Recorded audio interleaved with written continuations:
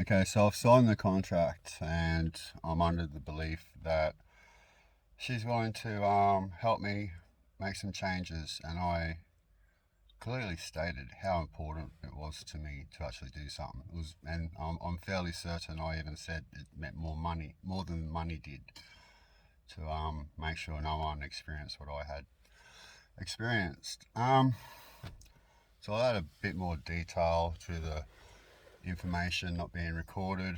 Um, like I said, I could hear a type, and after a while, when I was getting my head more together, I started to realize that when she asked certain questions, and I gave my reply, there would be no typing at all.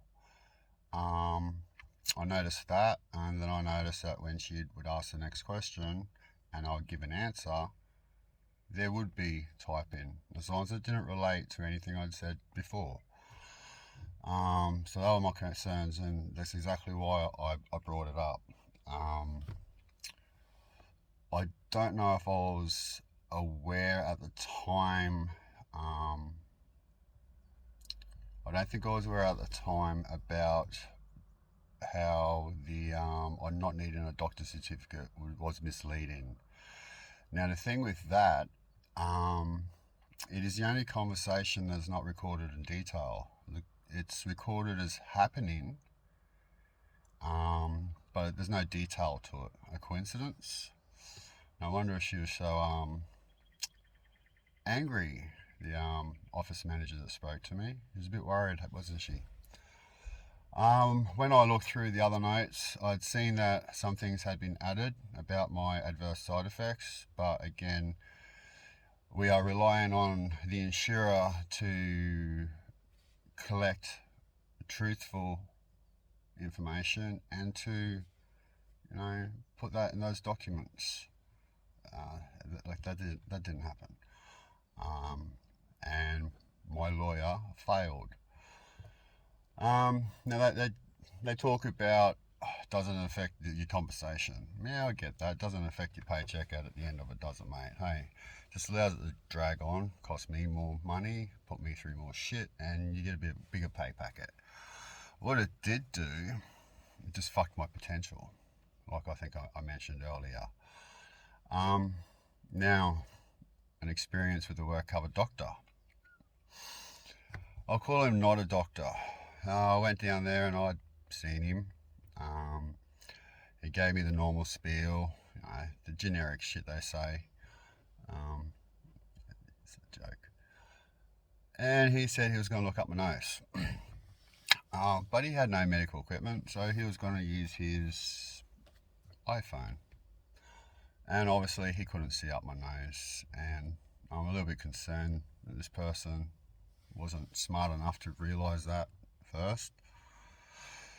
Anyway, he turned around and he said to me that he would base his opinion off the professor that I was seeing of cancer, and that professor had given me a real high, quite a high total and permanent disability rating. Not a doctor. If you work with work cover, you know what I'm going to say. Hey, one doctor gives you, his experience. The other one, not a doctor. Yeah, okay. So she was aware of that. Then we go to 2023 this year. Work cover tribunal. So that was done via Skype, or whatever it's called these days. I don't know, don't care. And it goes for about an hour. 3 doctors, 2 females, and a male I had. Anyway, started asking me questions, and I started answering them. And then next minute, I have this male doctor sitting in the middle, and he's going like this. What the fuck? He's getting attacked by a fly. And look on his fucking face. I smacked that. He's telling me to shut up. Okay? So I did. And then they asked some more questions. I gave some more answers. And next thing you know, like this. Think, what the fuck? Right, yeah. Couple more questions. Give him my answers about the side effects, about the struggles. And he does it again. So I said sorry. He did it a couple more times, and a couple more times I said sorry. Was I sorry? Oh, fuck no. No. But I had to mark it, didn't I? I had to know what questions this motherfucker was fucking me with. And lawyers would say, oh no, it's alright, it's all good, they can do this, they can do that. Doesn't make it right. And I think Australians are now seeing, with certain cases being knocked out of court, that just because something is implemented doesn't mean it's legally or morally right, or that we have to accept it or allow it to remain in place, especially in 2023. So this doctor, why was he signaling me? Well, I'm going to tell you now. You don't receive the video, you only receive the audio. Okay? See how it works? They got control.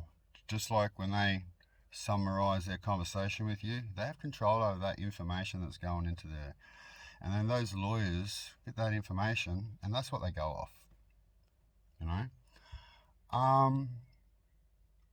Brain fart, sorry. Okay, I'll go back together. Yeah, so he was hand signaling me because he was fully aware that there would be no proof of that available to me.